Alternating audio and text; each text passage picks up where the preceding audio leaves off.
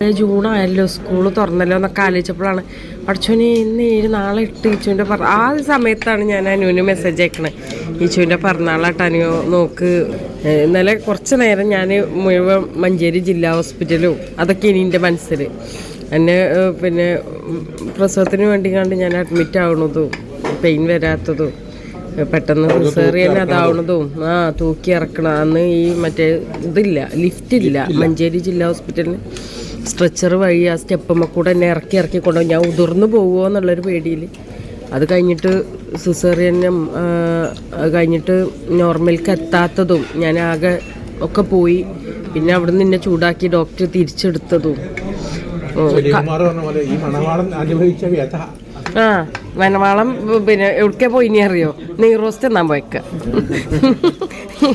അന്നി ഇപ്പച്ചിനെയും കാണാനല്ല, ഓനും ഇപ്പച്ചി നെയ്റോസ്റ്റ് എന്നാൻ പോയിക്ക. എന്തായാലും എനിക്ക് ഓരോ കുട്ടികളെയും ഓരോ അനുവിനെ തികയാതെയാണ് ഇങ്ങനെ 10 ദിവസം ICUലും പ്രതീക്ഷിക്കാതെ.